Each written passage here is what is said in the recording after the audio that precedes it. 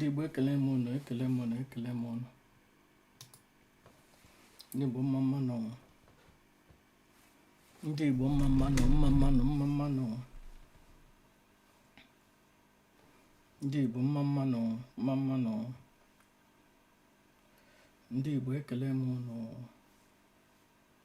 Adakwuru unu na mma. Ndị Igbo mma mmanụ, mma mmanụ, mma mmanụ. Ndị Igbo mma mmanụ, mma mmanụ. Ụmụnna anyị ndị Igbo. Agwọ nọ n'akịrịka. Agwọ nọ n'akịrịka. Ndị Igbo agwọ nọ n'akịrịka, agwọ nọ n'akịrịka. Ndị Igbo agwọ nọ n'akịrịka, agwọ nọ n'akịrịka. Ndị Igbo agwọ nọ n'akịrịka, agwọ nọ n'akịrịka. Udo, this is the Master Prophet Young Joshua Yawins, the awakened one of the Biafran people, Biafran spiritual leader, the prophet and the founder of the new Igbo Biafran indigenous religion, Rufana. Ndị Igbo ekele na mụ nọ adịrị na mma. Ala Efuole. Ụbọchị taa wụ 24th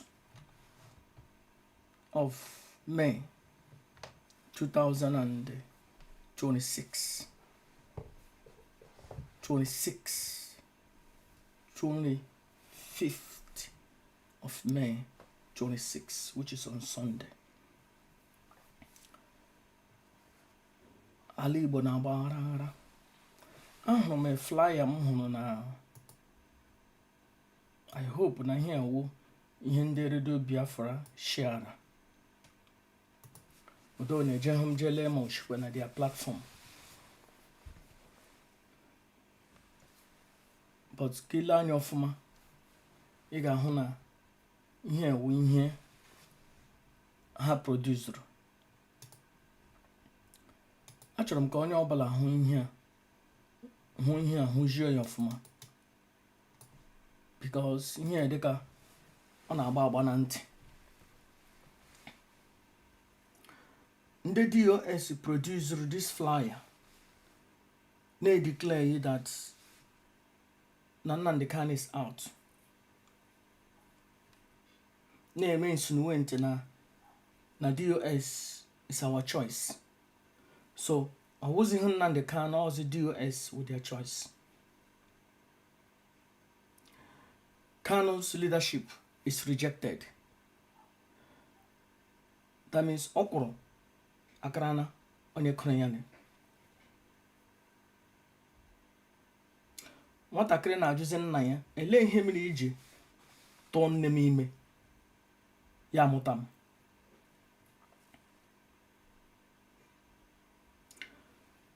N'ụbọchị taa, aga m ekwu too much about DOS or ikwu ihe gbasara nwaanyị Shipunk. A na-ahapụ otele nyere ahịrị, a na-aga agba isi ọkpụ. Ọ dị mma okenye nọ n'ụlọ ewu na-amụ n'ọgwụ, gaa hụ na ike nyere ahịrị gị na-aga akụ isi ihe instead ị ga-akụ otele ihe. You people have to understand that this rebellion of DOS or this insult Nnamdi Ezebiro nwetere are in result of cancer. Nwaanyị m na-akpọ cancer, or nwaanyị m na-akpọ Delilah, or nwaanyị m na-akpọ Winnie Mandela. Ihe ndị awụ na just ihe mkpọrọ ya, ndị ewe amụma m buru. In 2015, elere m anya leba anya n'opi ụgbọgịrị nọ ihe the universe na-ekwu nsị na nwaanyị nọ cancer. Na nwaanyị ewu cancer to IPOB. Na nwaanyị ewu cancer to Nnamdi Kanu. Nnamdi Ezebino. 2024 meleba anya si na nwaanyị nọ Delilah. 2025 meleba anya in the prophetic, leba anya n'ime mmụọ si na nwaanyị ga-awụ Winnie Mandela. But ije back na 2015 declare him na ọwụ naanị na iwu cancer na ị ga-awụkwa Winnie Mandela. Ọ nọ na that video mgbe o si etinyene na nwaanyị gara aga haya ndị mmadụ gaa na-epushu Chikedoziem ka ha na-elu brene, ka ha na-enupụrụ onye isi the organization, ka ha na-enupụrụ ya isi. For the past 4 years and a half now, m na-ekwu okwu ya dịka the thing na ya dịka ajọsọ m na-akwu, but ana m na-ahụ ihe m hụga. Asị ihe nwata hụrụ n'elu nkwụ na-eti na okenye nọ n'ala ahụ na ya. Ndị Igbo, Madam Ishipong ekwuo na arụ, Ikenga ekwuo na arụ, Biafran Child ekwuo na arụ, ndị DOS eme na arụ, but onye ka ha na-agbara nkwa, onye na-akụrụ ha ogele. Napụ na ihe ndị nnu na-eme na-agbagharị ukwu ose okirikiri. Nnụ hụ arụ kpọrọ ya arụ, nnụ ihe ọjọọ kpọrọ ya ihe ọjọọ. Ele onye mere inspire these people, ele onye pushuru these people, ele onye yiga ha aja n'ukwu, ele onye na-akụrụ ha ogele, ele onye wu oke nọ n'ụlọ na oke nọ n'ụlọ bụrụ oke nọ n'ama na ofirife ogiri nọ na ngịga. Ọwụ onye ahụ wụ onye a ga na-eblem. Onye zuru oshi mere ihe ọjọọ. What about the nwoke na o nwere onye dị na ya oshi, na o nwere ihe m hụrụ nga je nga ahụ je zute ya, maybe promise ya a lot of things, or gwa ya na enwe ihe ga-eme ya ni nwatakịrị eje zuo oshi. So egide nwa ahụ zuru oshi ya ebeme si hey na o nwekwara onye dị na ya. So punishment onye zuru oshi na onye dị na ya ni ele eke ga-aka ni, ele onye punishment ya ga-aka. Ọwụ onye dị na onye ji n'oshi. Maybe nwatakịrị ji n'oshi, maybe afọ sụrụ ya, maybe e brainwashiri ya, maybe enye ihe right information, but onye dị na onye ji n'oshi onye aga, onye ikpe buru ibu ga-ama. Nwaanyị m na-akpọ kansa, oruhune m ịkpọ ya aha waste of my time, but ihe m na-echewu ka data efulefu pụta na redio Biafra again bịa kwuo okwu gbasara Nnamdi Ezebiro ka Chineke kpọọ ya ọkụ. Mgbe ahụ ya pụta again bịa sojachi ọnụ nshi, onye na-erube how many years eshi Nigeria kpọrọ ya jee England na-asụ mgbe ọ nọ Nigeria ọ na-asụ otu akpọ ya akpọ na-erube how many years na o ruo na 15 years akpọ ya jee England ya na-asụzika that is ihe na-asụ ya rịka amụrụ ya na England. Ahụrụ m ihe na-aga na soja ya amụrụ ya na shut up ele ebe amụrụ ya na England, akpọ ya jee England ya enweta akwụkwọ.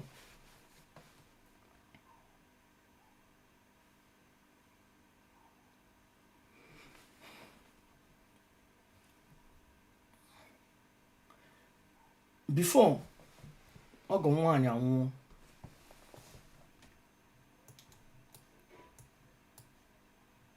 akpọrọ m ya one very day.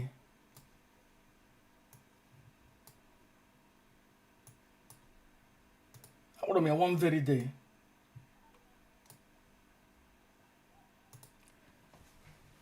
Anyị ahụ mgbo ha niile na-eji ya ahụ, ma ọgọ nwaanyị ma ọgọ nwoke eji ya ahụ. Ma lọta ọnụ kpọọ ya si ya, mmele otu ịdị? Ya sị m, nwa m na since morning na ya ezuo nekwe n'ike. Gwa m na ọ wee efulefu nhụ bịara.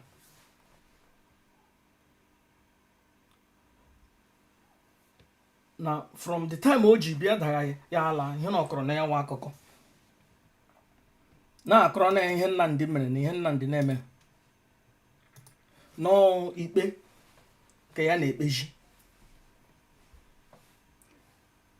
Eziokwu niile ma jụ ebete mma elekwana interest gị ịma ego ọnụ na ihe ya sị m, nwa m hapụ nụ, elekwana ihe a ga-eme, ihe awụ eziokwu ihe ọ gwara m. Asị m ebete mma, what is your problem? Ọ gbasara gị? Ya wụrụ na the thing agaghị ihe ọfụma, ele ihe okwu ọka. Ya sị m, nwa m ya ga na-eme gịnị?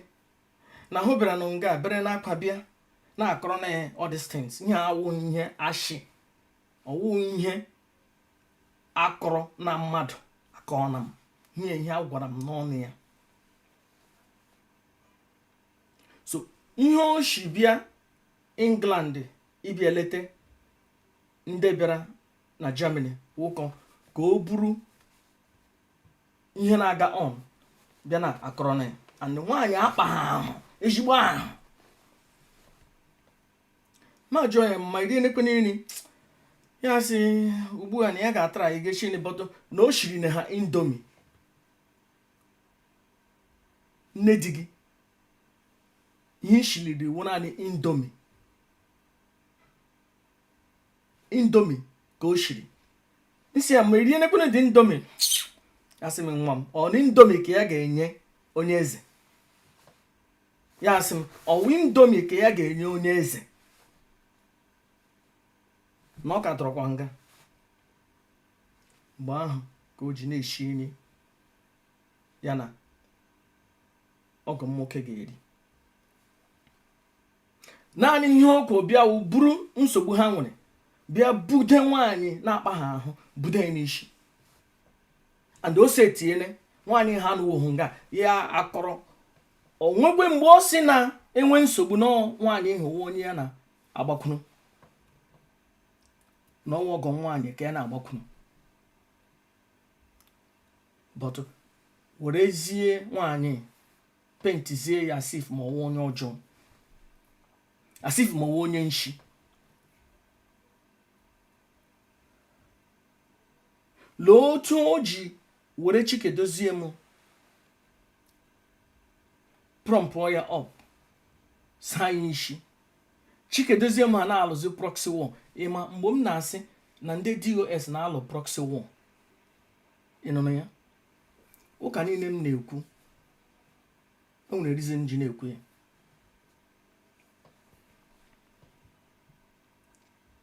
Nwaanyị single-handedly destroy IPOB. Ebe ọbụla enwere ọgbaghara, onye ọbụla kwuru okwu ọjọọ o nwere negative intent towards Nnamdi Ezebiro, on with that person. Either or ya mere inspire the thing, or ọ ga-join onye ahụ. Check here from this second time eji Maazị Nnamdi Kanu eji. Ndị iro niile, ndị ọbụla gbara ya okwu, lọya ọbụla na-emeteghe ihe, lọya ọbụla onye agbata eke, onye ọbụla onye agbata eke, ọ nọ with that person. Akwa mgbe anyị na-ebe akwa ụmụ nwaanyị highway, the same time ka ụmụ nwaanyị highway chọrọ ije atụrụ ya ego, ama ma ha nyere ya ego ahụ enye ma ha enyeghị ya. O nwere one woman mkpọbatara na IPOB a na-akpọ Madam Heda. Madam Heda ha na mgbe ohu Madam Heda the more closer to Melchizedek, Methuselah. Weeks from that time, Madam Heather, but I'm na ga plan ka amara mo nwocha ga-eji enyere the woman aka. Ama mma ha nyere ya ego that time ma ha enyeghị.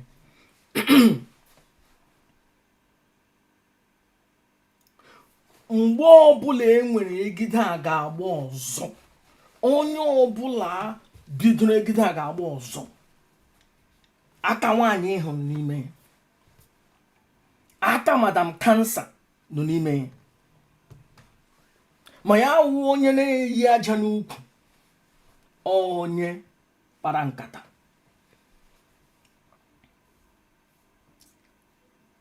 Okwu m kwuru ọ bịakwala na mmezu ka ọ bịabe. Asị m na ọ kansa to Nnamdi Kanu, asịkwa m na ọ kansa to IPOB.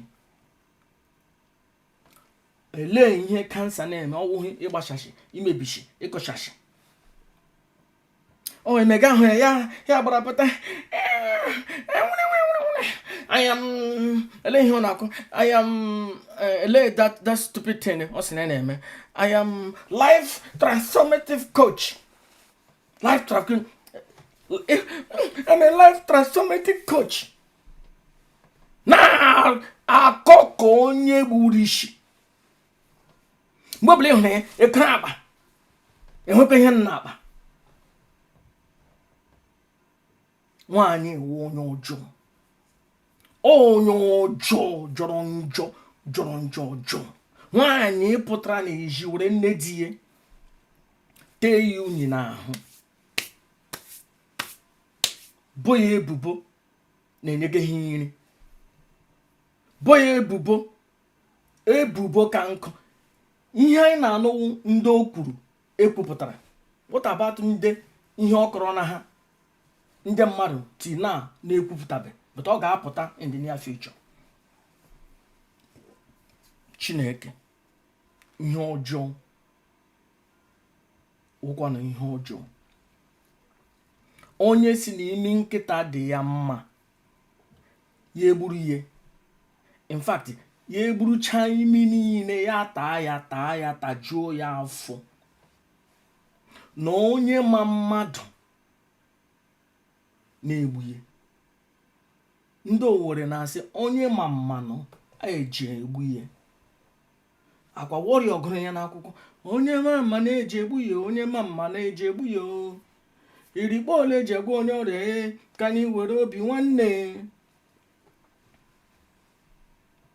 Chineke, kamgbe m ji na-ekwu ihe kamgbe 4 to 5 years now, finally Asha atụrụ ya otu ibe ọdụ, ya pụta fully on a plain sight. 2 months ago, asị m na very soon onye ha na-akụrụ na ha ekpe ga-apụta on a plain sight, and anyị ga-ahụ ya. Akwa ọ pụtara,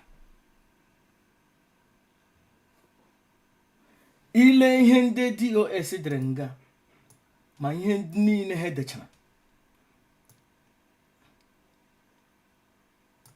including sexual abuse. Akwa sexual abuse wụcha story ihe ndị anyị na-anọ ụmụaka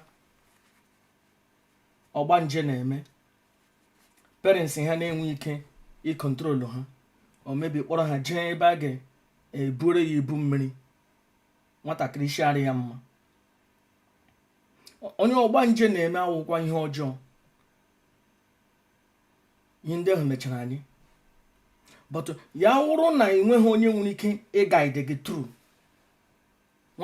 Ntakịrị apụta na social media everyday, ya na-akọ Chukwu Okike Abịama, but Chukwu Okike Abịama was angry with this person. Chukwu Okike Abịama was regretted, and na-akọ nonsense because maybe nne na nna ya nọ na church, nọ na Catholic church, maybe anụ ha na all these churches nọ n'ala Igbo.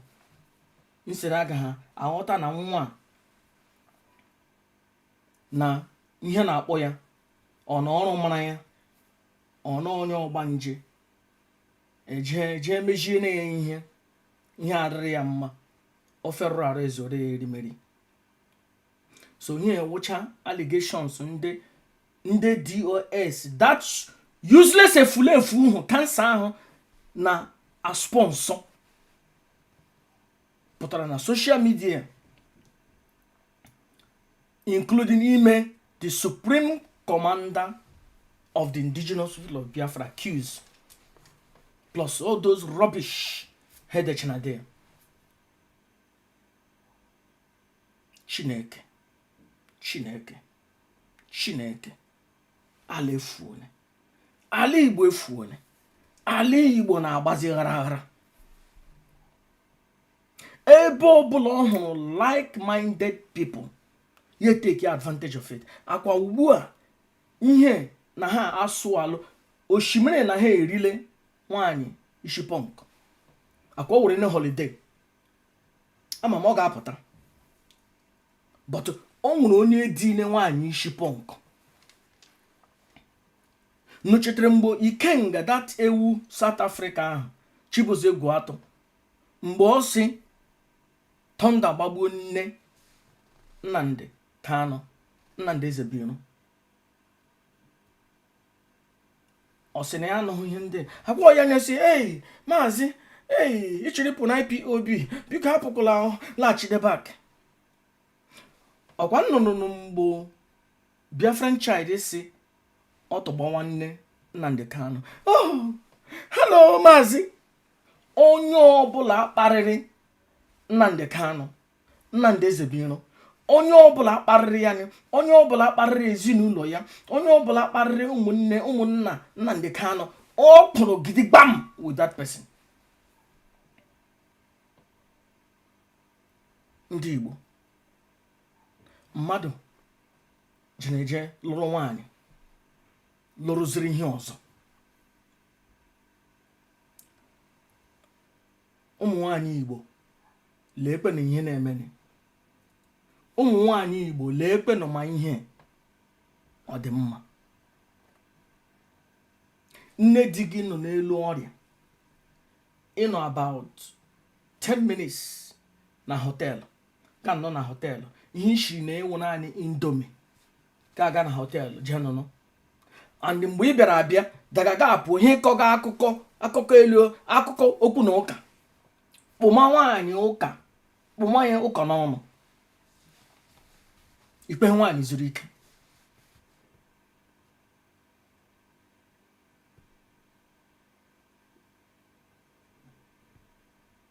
Ya nwụzi anwụọ mgbe ohu ka ị chetara na onye ọjọọ, mgbe ohu ka ị chetara na onye nshi, mgbe ohu ka ị chetara na anya aja.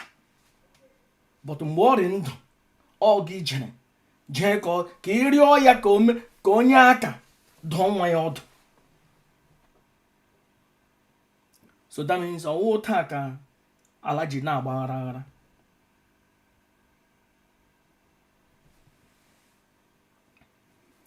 Chineke, ihe ọjọọ dị otu abịakwara na m, abịakwara na ụmụ m, abịakwara na ụmụ m. Ihe na-ekweje alụ nwaanyị wụ ka nwaanyị bịa mejie ezinụlọ, ka nwaanyị bịa meba ezinụlọ. Nwaanyị bata n'ụlọ ya wụrụ na enwere ofu nwoke, nwaanyị ahụ bịa join anya, ezinụlọ abawanye fọrọ na-eje na-aga. Ụmụ nwaanyị ihe ọgwụ otu ọrịa. N'ụbọchị taa aga m apụta kparịa onye ọbụla, but ihe m na-ekwu eziokwu. Ndị DOS dere ihe na ha na onwe ha achụọ n'onye isi ha. Just a department in an organization achụọ onye isi. It's just that like FBI asị na ha achụọ na Donald Trump, or CAI agbakọta ọsị na ha achụọ na Donald Trump. whereas Donald Trump wụ onye isi ha. Nnamdi Kanu hiwere IPOB, create ya. Aya design the code of conduct of IPOB. Aya design the Department of State a na-akpọ DOS. Aya select ndị niile nọ ya n'ime. Aya na-ewepụ, aya na-etige. Ugbu a ndị nọ na-asị iwu na ha akara na onye hiwere ha. And one is with them. Today I just watch ya program. Achọrọ m ịkpọ ya aha m na-akpọ ya before. Darlington. Ha na-akọ, ha na-akọrọ na ha ihe niile. Ihe Ojiofo mere other lawyers. Ha na-asị, but I was saying it. I was just watching Darlington. Now I say, ndị Biafra great into, but I was saying it. Ọwụhụ the same thing mpuge mgbe Darlington na ndị otu ha na Melchizedek na Achalugo ma all these people ọwụ the same thing mpuge na-ekwukwe kamgbe 4-5 years na ọkwa ihe ha nọ na ugbu a anya ha emeghene but ekwuge me before.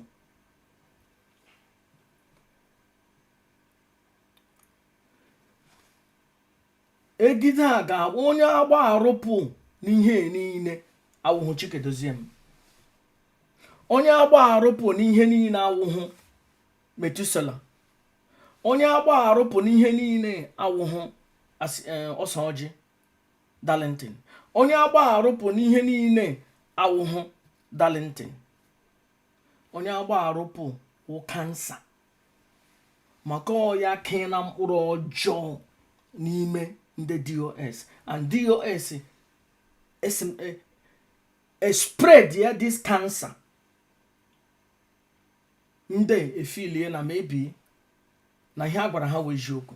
And now anya ha niile ma Metusela ma Darlington ma Chalugo ma anya ha niile akwa mepene. But ihe ewu ihe mkpụrụ kamgbe 5 years ago.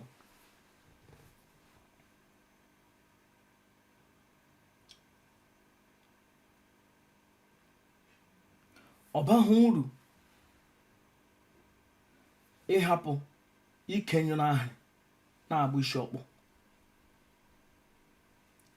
Madam Cancer butere ọgbaghara nọ na IPOB today. Ya wụrụ na day one of the rendition ọkụhụ with ụmụnwaanyị highway ọkụhụ with Chikedoziem anyị anaghị enwe all this ọgbaghara.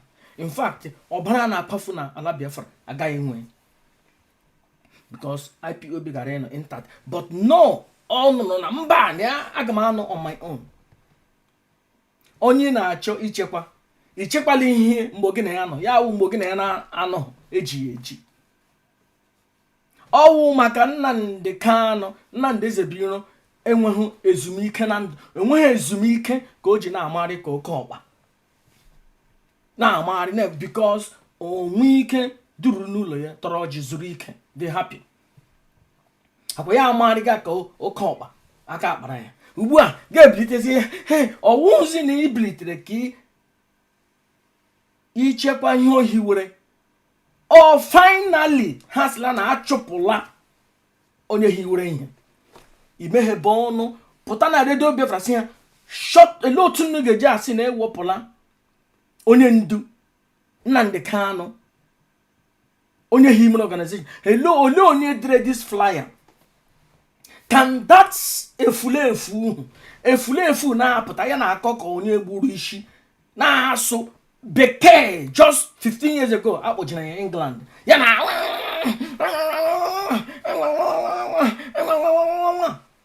ele ocho ga-apụta na redio Biafra sị ha onye dere flyer, pull it down. I again all the members of DOS in here in the past, which I don't want to call their names. I don't want that. Onwere n'ime ha o rebuke openly. Chineke. I may pick this call here 191. I will pick this call. I don't know why she's calling, but I will pick her call. Mama when he actually contribute. I don't know. I will just pick her call.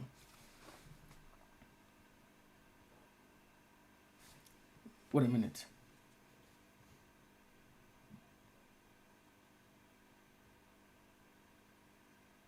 Okay, she's not there. Good. O nwere echi nwaanyị pụtara.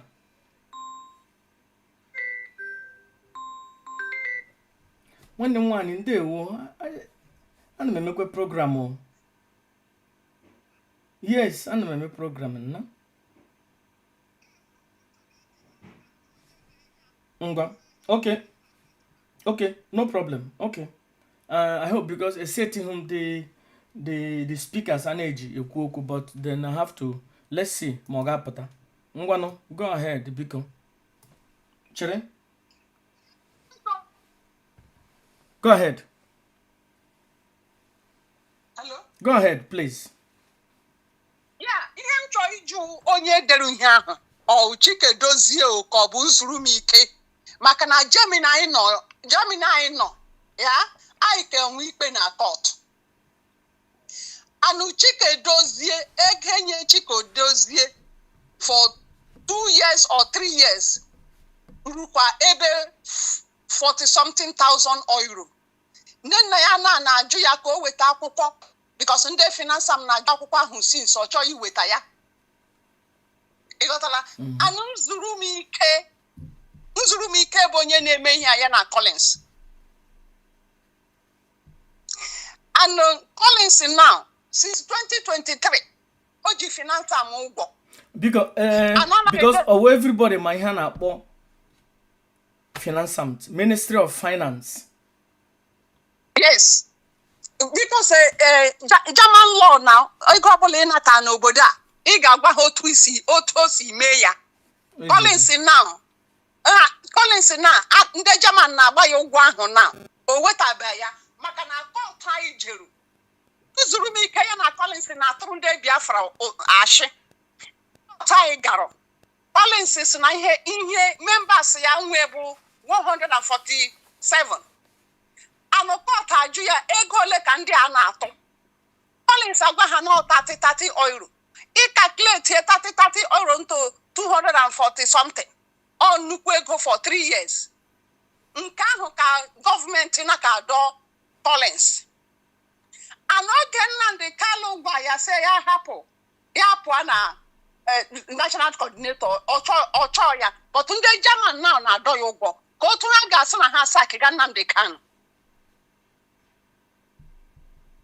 Ebe a na-eme ya ọha nwa yiwere ya ihe na-egbu ha nọ na Germany anyị nọ Master Prophet ihe nwere ike ichenji the head office maka na that court anyị gara ọ ebe ahụ ka nne nna ya anya with Nnamdi Kanu register ya ọ bụ ha ma register ya onye dere ihe ahụ na-ezuzu onye ha amaghị ihe ọ na-eme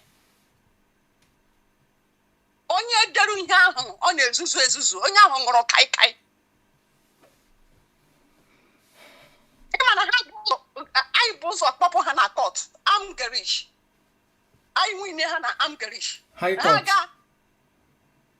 Yeah, no, I'm Garish. Yeah, the ministry, yeah, court, yeah. I'm Garish, I have Toiga. I'm Garish, I Nena Calent and win Hana, I'm Garish. I'm a Pito Land Garish. Nena Calent and win Hana, Land Garish. Land Garish means land court. Land Gericht. Yes. Ihe anyị na-agazi now bụ over land Gericht. To a higher court. Yes. Onye na-ede ihe ahụ isi adị ya ma. Ndewo ịgbalị ya na ekele na gị nwanne m. But ihe m na-ekwu n'ụbọchị taa awụ aga na hapụ isi na-akpọji olu.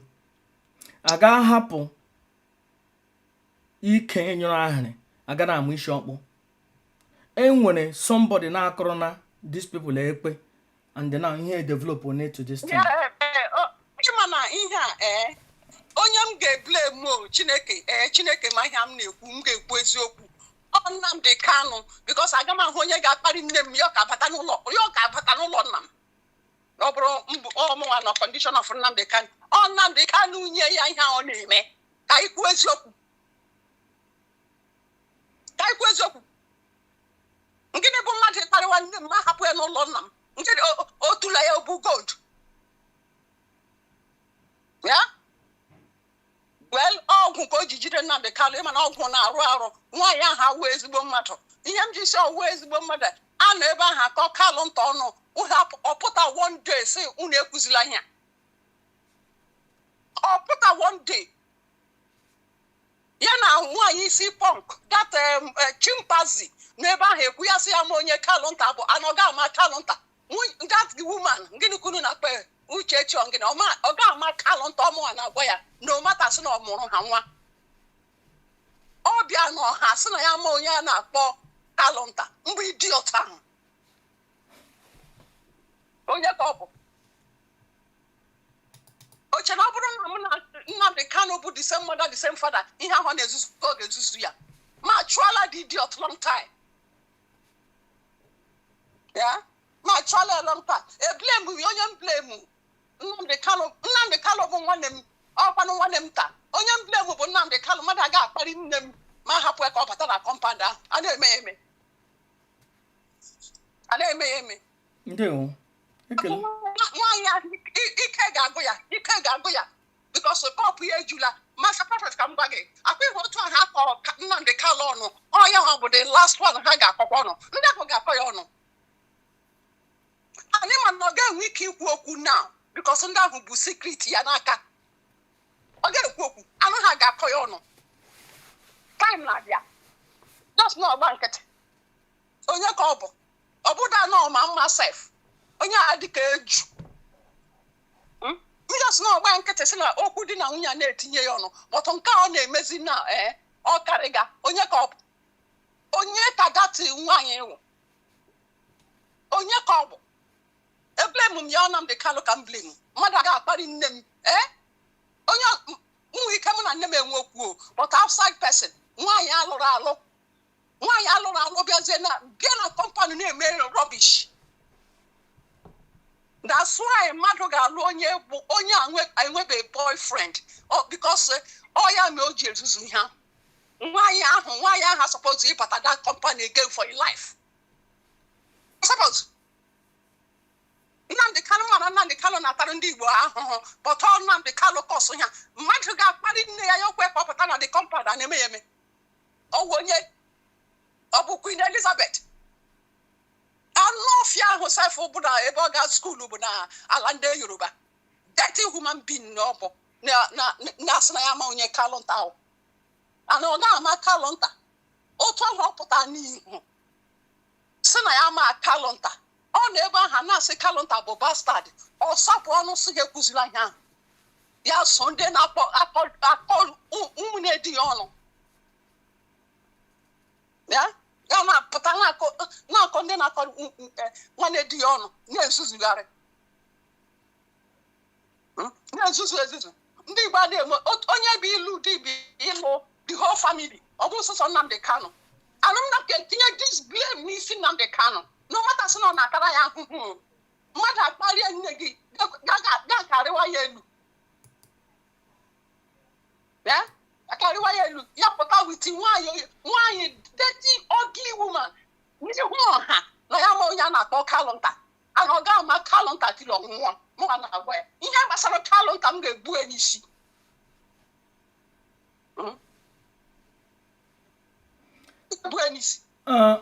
ọkụnụ mgbe eweliwe achọrọ m na gị eweliwe ọkụnụ mgbe Biafran Child she ihe mebie ihe gbawakwa nne Nnamdi Kanu ọkụnụ ya Biafran Child all because of Kanu nta na m atụpụrụ ya ọnụ mbụ nwoke ahụ onye na-ere pizza m ji vidio ya ọ kpasuo m iwe ma atụọ dị vidio with the big black box o bu n'aka ụbọchị ọhụrụ m ọ dịka ala agbawa akpa ịma na ọ na-akpọ mmadụ monkey Germany ka anyị nọ ya jee jụọ the law of ya jee jụọ law na Germany cases ịkpọ mmadụ monkey ọkwa nnukwu ego ka ọ ga-akwụ ndị ahịa edekọrọ ya this Biafra child n'obodo a na Germany anyị nọ ga-akpọ mmadụ monkey is for bolting ya jekwa lee ihe ahụ ọ na-awụgharị ka monkey ya jekwa lee na-akpọ mmadụ monkey onwe onye akpọbe Biafra child ọsọ ọtụbawakwa Nnamdi Kanu ọwụ ya ka dị Uchechi na-akpọ maazị Biafra child but kalụnta ka dị Biafra child ọ sị ya ma onye kalụnta bụ but Biafra child ka ọ na-asị maazị Biafra child nwaanyị ahụ bụ idiot that Uchechi bụ idiot ọ lekọta kalụnta ya sị ya ma onye ọ bụ but Biafra child bụ ikpurikpu bụ pizza service onye nwunye ya bụ onye from Greenland ya pizza service ya ka ọ na-akpọ maazị but kalụnta ha ọsị ya mụrụ nwa ọma onye ọwụ ana ọ ga-ama kalụnta tiri ya ọnwụnwa nwa na-agwa ya mama yeah ndewo thank you yeah thank you bye bye isi adịghị ya mma okay ọ na-apụ ara ọ ya nwa ka ha ga-akọ nụ last ọ step by step akọla Nnamdi Kanu mụrụ nwa ọ ya nwa bụ the last ma ndị esi na ha sakiga Nnamdi Kanu ndị a bụ small pikin Nnamdi Kanu bụ onye ji key ndị a bụ small pikin ha emekata ọta nọ aha Nnamdi Kanu nọ na court 9 years ka aha Nnamdi Kanu nọ ga na that registration with nne ya anya ihe ha na-ezuzu dịka Dozie weta akwụkwọ iji nye 48,000 euro ya weta dị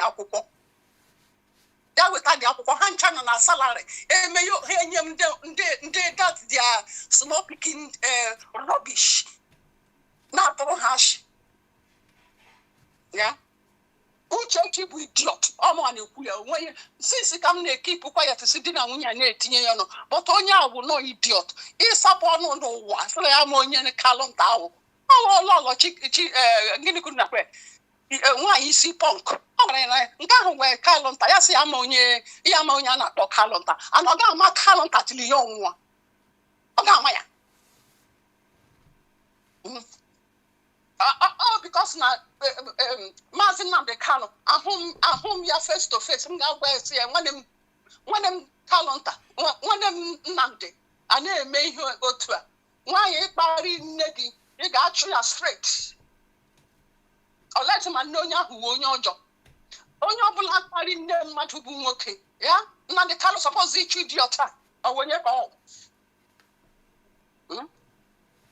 ịma ihe ọ na-eme ihe a ịma ihe o ji eme ihe a Master Prophet this woman because ọ bụ ya mmụọ ọpara ọ ma na onwe ihe ọ ga-enweta n'aka Nnamdi Kanu ọ ya bụ problem ya ana ọ ga-anwụ n'ime ya bụ that woman Master Prophet ha bụ idiot ahụ ya nwa bụ a ga-apụtara ya nke ya na-abịa step by step all those small picking group ha ga-akparị ya very soon na Master Prophet ndewo mama yeah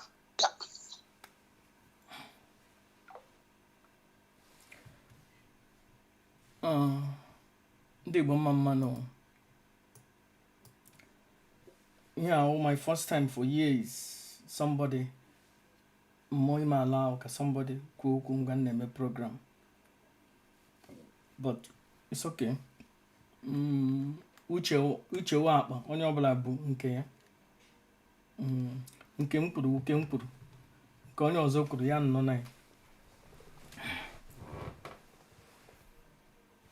ndị Igbo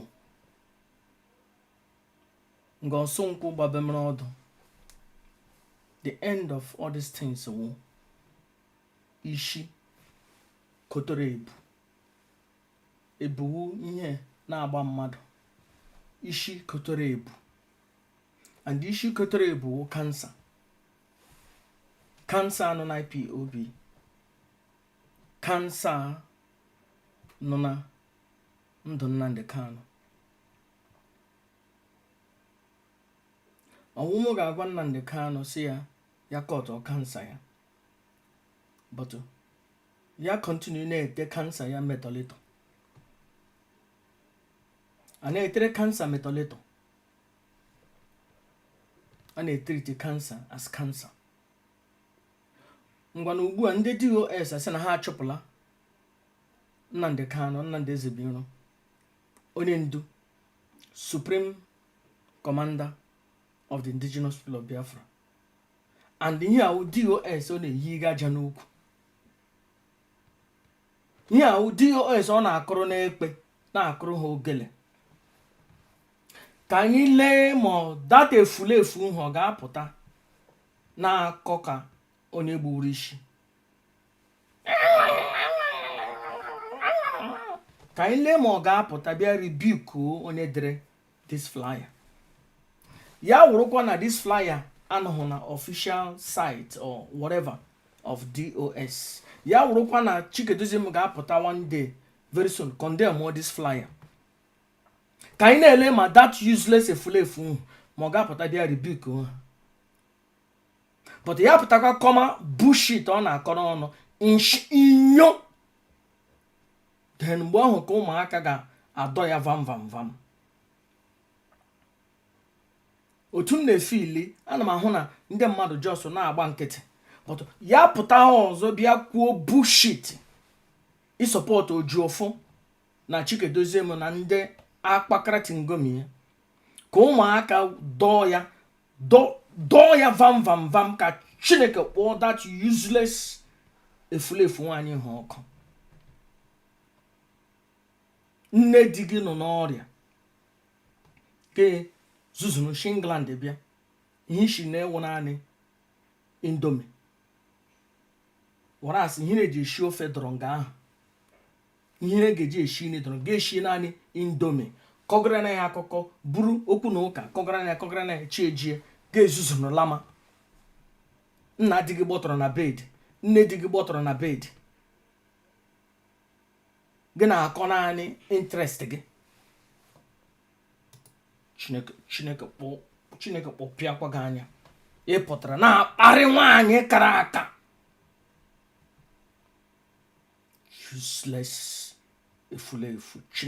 Chineke kpọpịakwa gị anya. Ị na-emekwa ka amụrụ gị n'eluigwe. How many years ka akpọtara gị from Nigeria to England? Before gị eje England, onwere relative gị gara na England before? Ọwụ gị ka amụrụ na Nigeria, ọrụ gị jee England, ị nweghị ike ịsụ Igbo for 1 minute.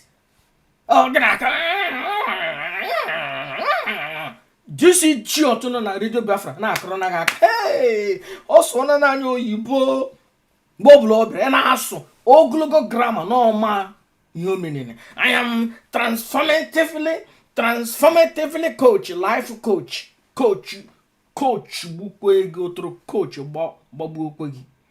I were the Supreme Commander of the Indigenous People of Biafra, were je tinye n'aka je handefe those idiot ha ejie na-agba okoso, jie na-egwu egwuregwu maka ihe na ọrụ na nwaanyị, maka ihe na ọkpara nwaanyị.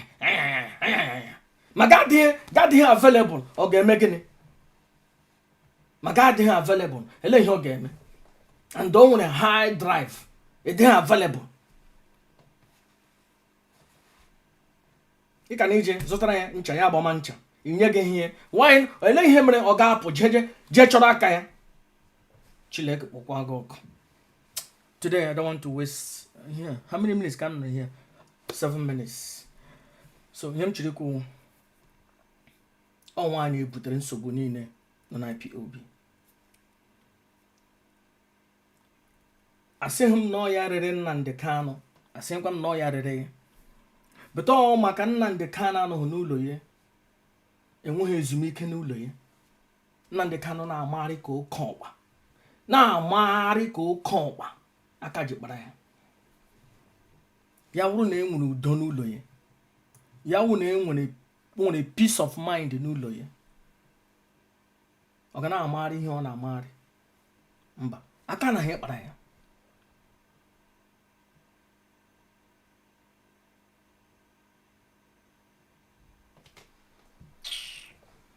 ụmụ nwaanyị Igbo nọnọkwa n'olu m. Nnụ si na m ekwujo ọna, aga m arịkwa arịrịọ. Bete lee kwenụ ma ihe ọ dị mma. Ụmụ nwaanyị Igbo anyị, ihe ọ dị mma ka akpara onye isi, let me use the word, onye isi na ịlaikiri, onye isi na ịlọvụrụ, onye isi na ọwụ enyi gị nwoke, onye isi na ọwụ di gị, ga akpara ya pịa ya n'aka ndị na-eji ya agba okoso, ndị na-eji ya eme akaja.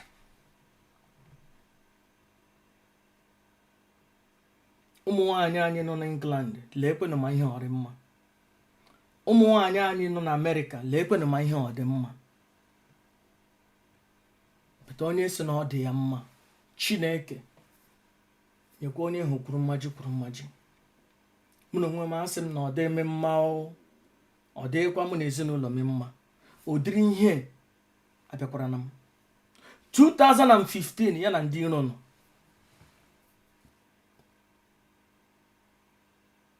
Ele ihe mere ndị kamgbe o ji bịa aka na-akpara Nnamdi Kanu bifo alụọ ya alụọ, ha amanwụrụ Nnamdi Kanu. Mgbe ọbụla Nnamdi Kanu na-ama n'ọnya,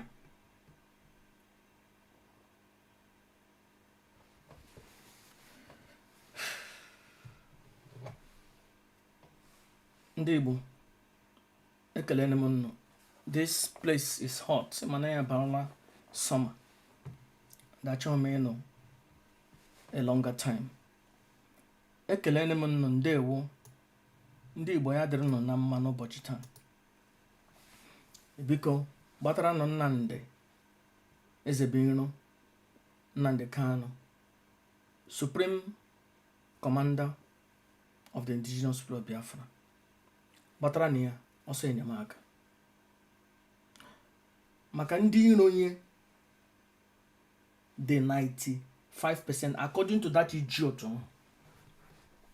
that useless efulefu hụ sị na ndị otu Chikedozie m the 95% and o jiri join ya 95% na ndị ha na Kanu nta na nne anya ha nọ wụ 5%. O setiene na that 95% wụ ndị iro Nnamdi Ezebiro Nnamdi Kanu onye ndu. Ndị Igbo gbatara nọ Nnamdi Kanu ọsọ enyemaka. Gbatara nọ Nnamdi Ezebiro ọsọ enyemaka. Ọgụ awụọna 95% of ndị achịkọta ekpe ọnụ. Madam Cancer, Madam Efulefu gara aga haya Chikedozie m. Ha na-akparịzi Nnamdi Kanu, na-akparị Nnamdi Ezebiro, na-akparị Supreme Commander of the Indigenous People of Biafra. Onye mma mmadụ, you know me, you do me. Ka m hụ akwa ya again o jere na Sokoto ji ịhụ Supreme Commander, ka Chineke kpọọ ya ọkụ. Ama m ihe ọ ga-eme na ọkwa Master Prophet m ka ọ ga-eblem. Mgbe niile Master Prophet ka ọ blame. But ọhụhụ ihe ndị ọhụhụ ala ndị ọ na-arụ.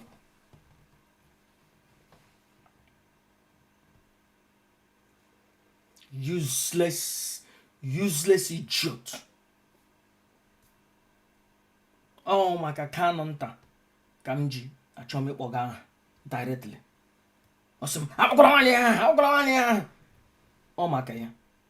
But Chineke kpọkwa gị ọkụ. Useless efulefu. Amụrụ gị n'elu nkwụ. Ndị amụrụ na England na ndị amụrụ na America, ha ebiri n'ụlọ ha. Gị na onwe gị eshi Nigeria kpọrọ jebe. You cannot. You a transformative life coach. Onye gị na-ebi n'ụlọ na-amụgharị ka oke ọkpa, na-amụgharị ka mgbane. Daga onye ama ya. A transform ihe. Ele onye ga-transform. Useless idiot. Efulefu. Nwoke were ego eje lụrụ inyo, lụrụ iji.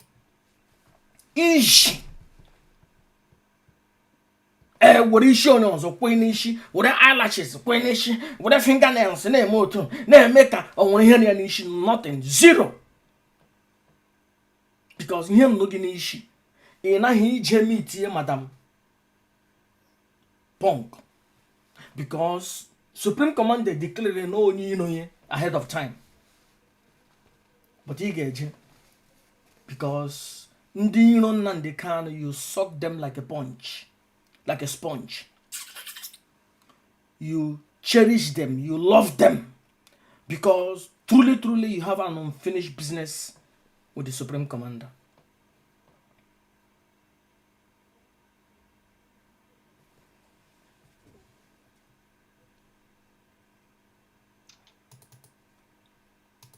Abụ onye n'ụwa, onye ka mbụ n'ụwa.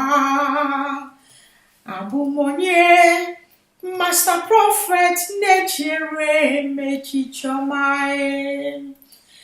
Abụ onye n'ụwa, onye ka mbụ n'ụwa. Abụ onye amụma Yahuwa na-echere echiche ọma. Abụ onye n'ụwa, onye ka mbụ n'ụwa. Abụ onye Master Prophet na-echere echiche ọma. Abụ onye n'ụwa, onye ka mbụ n'ụwa. Abụ onye Master Prophet